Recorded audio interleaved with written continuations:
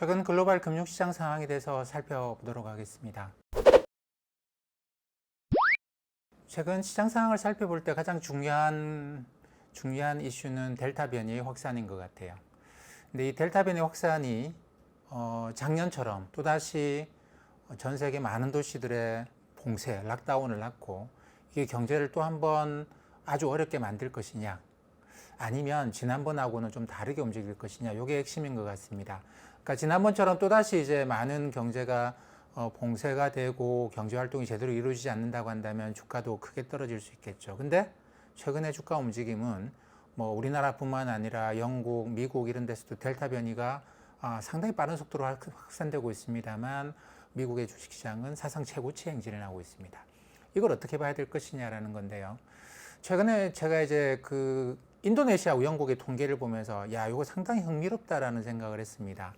그게 뭐냐면 인도네시아하고 영국 둘 다 이 바이러스 확진자 수가 하루에 똑같이 4만 명에서 한 5만 명 정도가 나옵니다. 영국도 그렇고 인도네시아도 그렇고 그래요. 근데 확진자 수는 4만 명, 5만 명이 나오는데 사망자 수는 인도네시아의 경우에는 하루에 한 1,000명 이상이 이 코로나 바이러스로 인해서 사망을 한다고 해요. 1,000명에서 한 1,500명 사이입니다. 근데 영국의 경우에는 몇십 명에 불과하거든요. 똑같이 확진자 수는 비슷하게 나오는데 4만 명, 5만 명씩 나오는데 사망자 수는 현저하게 낮습니다. 이유는 분명하죠. 영국은 이제 백신 접종을 많이 한 상황이고 인도네시아는 전체 인구 한 6% 정도가 지금 항체를 갖고 있는 걸로 추정을 해요. 그 백신이라고 하는 게 그렇습니다. 최근에도 그런 이야기 많이 나오잖아요. 백신 델타 변이가 백신을 접종받은 사람들도 돌파 감염, 확진되더라, 감염되더라 이런 것 때문에 상당히 공포감이 좀 커지고 있긴 한데 이 백신을 맞은 사람들의 경우에는 이 바이러스 감염되더라도 중증으로 잘 안 넘어간다라고 하는 게 굉장히 큰 것 같아요. 그래서 인도네시아와 영국의 통계를 보고 이게 이제 그렇습니다. 전통적인 그 정책은 전통적인 방식을 택하죠. 이것도 코로나 바이러스이기 때문에 봉쇄하자, 안 된다, 이거 작년처럼 또다시 심각한 문제가 생길 수 있다 그러는 것이고, 또 한쪽에서는 이거 그렇게 중증으로 안 넘어가는데 언제까지 계속 봉쇄만 하고 갈 것이냐, 이 두 가지 의견이 좀 첨예하게 충돌을 하고 있습니다. 그래서 영국 같은 경우에는 이 확산 속도가 엄청 빠름에도 불구하고 봉쇄보다는 좀 풀어나가는 그런 정책을 쓰고 있죠. 영국이 이렇게 하면서 미국의 경우에도 사실 백신 접종을 꽤 많이 했기 때문에 델타 변이가 엄청나게 확산되는 상황에서도 경제는 좀 차분합니다. 주식시장은 특히나 차분하게 움직이고 사상 최고치 행진을 이어가고 있죠. 물론 정책하는 사람들 입장에서는 이게 델타 변이가 이제 큰 위협이 안 된다 이렇게 절대 판단할 수가 없어요. 그 증거가 아직 확실하지 않습니다. 그렇기 때문에 전통적인 방식을 취합니다. 야, 이 바이러스가 또다시 확산되는 초기 단계네. 그러면 경제가 얼마나 더 나빠질지 모르니 대비를 해야 되겠다라고 하면서 파월 연준 의장은 최근에 그동안에 그런 이야기는 많이 했어요. 연방기금리 인상은 상당히 늦게 이루어질 것이다. 그건 2023년에나 할 것인데 장기채 매입을 줄여나가는 테이퍼링은 아마 금방 하지 않겠는가. 그래서 금융시장 전반적으로 올해 8월 잭슨홀 미팅 또는 9월달 FOMC에서 우리가 테이퍼링을 시작을 할 거다라는 이야기를 꺼낼 거고, 그리고 올해 연말이나 내년 초쯤 되면 실제로 테이퍼링을 시작할 것이다 라는 예상을 주로 하고 있었는데 최근에 파월 연준 의장이 델타 변이 확산에 때문에 그런 것 같아요. 테이퍼링도 우리 지금 생각하지 않고 있다 라는 식으로 말을 바꿉니다. 그러면서 장기금리가 상당히 큰 폭으로 내려왔어요. 10년짜리 미국 국채금리가 1.5, 1.6% 있던 것이 1.2, 1.3%로 한 20-30bp, 그러니까 고점과 고점으로 따지면 더 폭이 큽니다만 머물러 있던 범위로 보게 되면 한 20-30bp 정도 밑으로 내려왔습니다. 이게 왜냐하면 테이퍼링이 상당히 늦어질 것 같다. 연준이 계속 월에 1,200억 불씩의 채권을 막 사는데 채권이 시장에 별로 없는데 연준이 계속 산단다. 이런 것 때문에 금리가 상당히 좀 내려오긴 했어요. 근데 이거는 제가 볼 때는 그렇습니다. 그러니까 델타 변이 확산에 대해서 희망적으로 보는 사람들은 주가를 끌어올렸어요. 보니까 인도네시아하고 영국의 차이를 봐라. 이게 많은 나라들에서 그 상당히 빠른 속도로 백신이 보급이 되면서 이제는 코로나 바이러스가 그렇게 경제를 심각하게 봉쇄시켜야 될 만큼 심각한 위협이 아닐 수 있겠다. 낙관적으로 보는 사람들이 이렇게 보면서 다우존스 지수, 나스닥 지수가 사상 최고치를 갔습니다. 근데 정책을 쓰는 사람들은 이런 낙관적인 편향에 입각해서 정책을 쓸 수는 없죠. 그랬다가 잘못되면 어떻게 하려고. 이 때문에 좀 더 전통적인 방식, 아직까지 델타 변이가 얼마나 위협적인가에 대해서는 아직까지 정보가 충분하지 않으니 지금까지 봤던 방식대로 이것도 상당히 위험할 수 있다고 보고 봉쇄를 하는 겁니다. 봉쇄를 하니 경제가 악화될 수 있겠죠. 그 대비해서 금리를 낮춰놓고 한번 가보자. 그래서 그동안에 경제가 정상화되는 속도를 봐가면서 테이퍼링은 좀 빨리 하겠다라고 생각하고 있었던 것을 상당히 늦춘 것 같아요. 저도 이제 테이퍼링을 좀 빨리 하지 않겠는가. 미국의 주택가격 상승 이런 거 보면 올해 가을부터, 빠르면 올해 가을부터 테이퍼링을 실제로 시작하지 않겠는가라고 봤는데 델타 변이 확산 때문에 이게 이제 한 3개월 정도 늦춰졌다라고 봐야 될 것 같고 그게 최근에 이제 금리의 하락을 낳았던 가장 큰 이유가 아니겠는가 봅니다. 근데 금리가 계속 하락할 것이냐, 장기 금리가 그렇게 보기는 좀 어려운 게 이 델타 변이에 대해서 우리가 아직까지 정보가 없습니다만 일방적으로 델타 변이가 경제를 다시 악화시킬 거다라고 보기는 어려워요. 현재까지 나와 있는 정보로만 볼 때도 델타 변이가 경제를 현저하게 악화시킨다고 보기만은 좀 어렵습니다. 물론 인도의 경우에는 델타 변이로 인해서 상당히 큰 어려움을 겪었습니다만 한 두세 달 지나니까 이것도 거의 지나가죠. 지나가는 걸로 볼 때, 그리고 선진국의 경우에는 우리나라를 포함해서 백신 접종률이 높기 때문에 시간이 좀 지남에 따라서 우리가 이제 새로운 좀 더 긍정적인 그런 증거들을 좀 더 많이 발견하게 되지 않겠는가 생각을 합니다. 그렇기 때문에 채권시장 입장에서는 일단 이만큼 내려온 거야 이제 전통적인 정책 접근법에 따라서 보수적으로 정책 접근하면서 내려온 것이고, 근데 그 이후에는 지금 좀 이제 새로운 증거들을 봐야 되겠죠.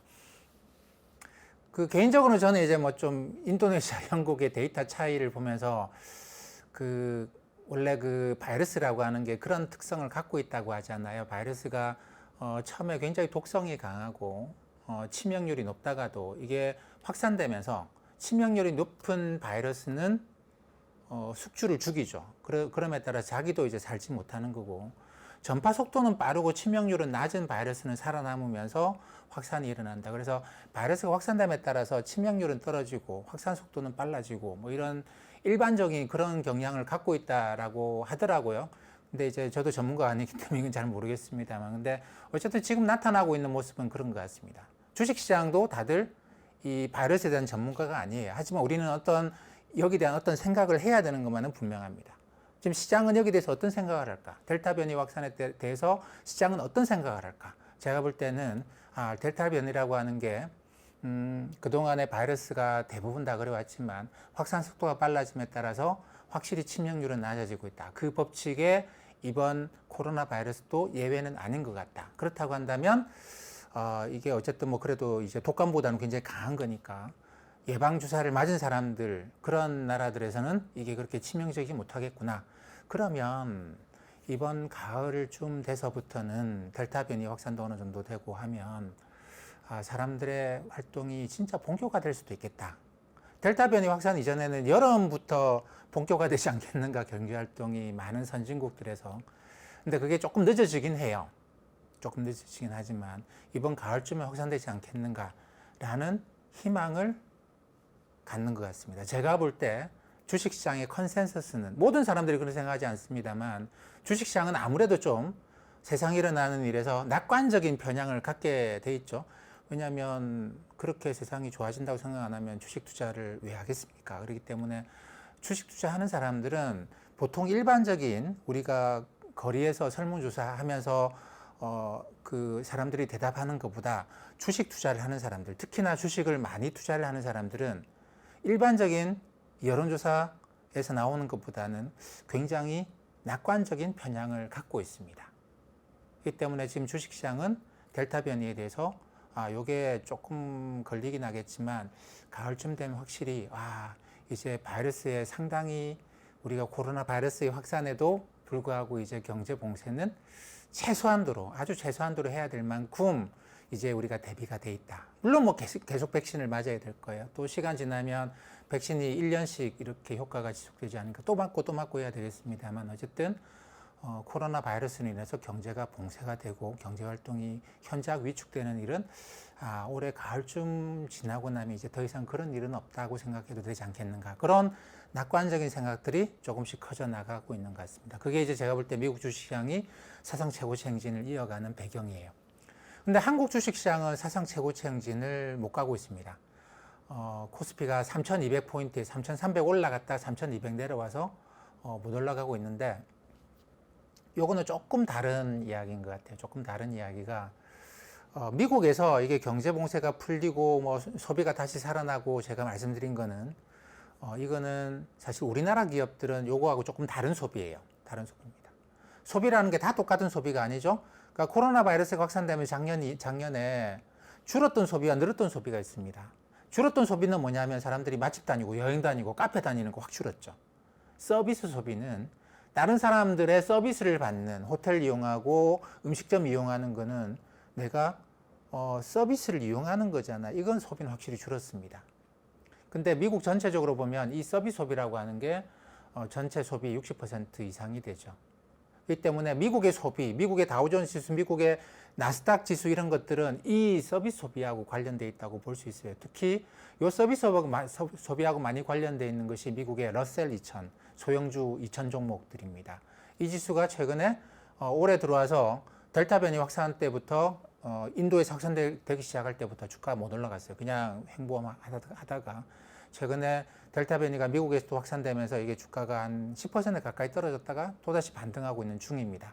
나스닥이나 다우존스 지수하고 좀 달라요. 이거는 왜냐하면 사람들이 길거리를 다니고 활동이 증가해야지만 주가가 올라가는 그런 종목들이기 때문에 그렇습니다.